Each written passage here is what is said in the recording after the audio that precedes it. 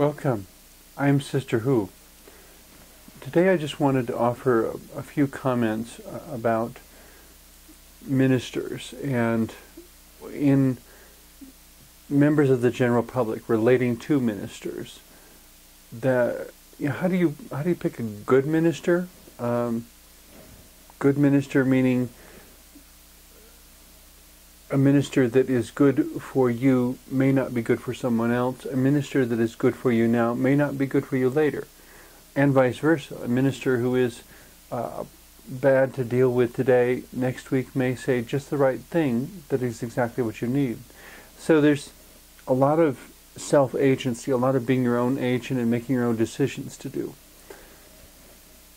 The thing with ministers is to realize that there's also multiple kinds of ministers out there. There are some ministers I've met who are oriented, as you watch how they be a minister, how they do their job. They're oriented to serving a social institution that is welcoming everybody in, helping people through the process of life, from baptism to weddings to funerals.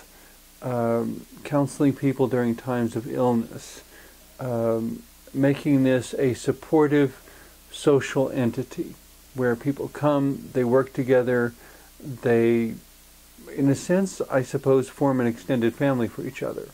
They go through all the rites of passage, various things in life together. And the minister, in that sense, is the hopefully effective facilitator of all those transitions and rites of passage and mile markers and so forth. A second possibility for a category of ministers, I suppose you could say, is those who are oriented to facilitating spiritual growth. That what they're most concerned about is that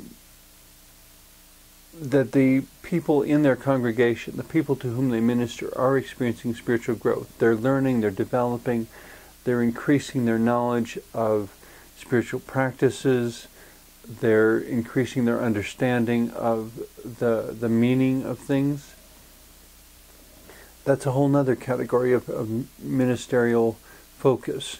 Those ministers may or may not be as good at facilitating the social stuff, but when it comes to the spiritual growth stuff, somehow they managed, almost intuitively, in this amazing way, they managed to say exactly what needs to be said to move people beyond where they are, and to have them, to help people in their congregation have a deeper, richer, more full experience of God, or of the divine, however the divine is defined within that particular congregation.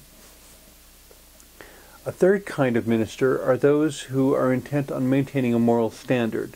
To them, it's not so much about the social activities or about whether or not people are growing, but about whether or not people in their congregation are being good, whether they're addressing sin or wrongdoing or evil or whatever word you want to call it, aberrant behavior.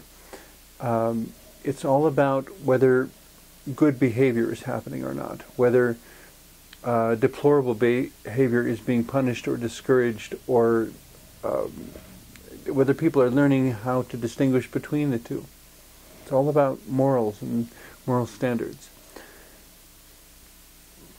A fourth category of ministers, perhaps a little bit like some of the previous ones, are those who are committed to the preservation of a religious or spiritual system or perspective.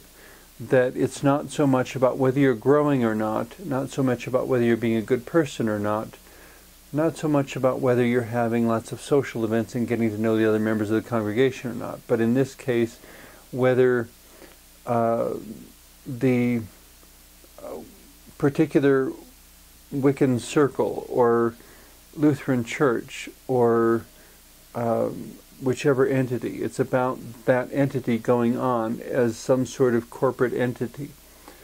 That it's the suggestion that everyone should be giving their all to support the organization, and expecting that the membership of the organization will change from time to time, and the membership may lean in this direction or that direction, whatever happens theologically is not as important as the fact that the entity remain present, that it endure through whatever other surrounding societal institution or societal events occur. That if there's a war, heaven forbid, if there's an economic downturn, if there's a demographic shift, a neighborhood that at one time was primarily Italian, now is primarily Hispanic, and maybe 20 years later is primarily Asian, that the entity of a particular church or synagogue or worship circle or whatever endure through all those changes, even as the membership of the congregation reflects that change.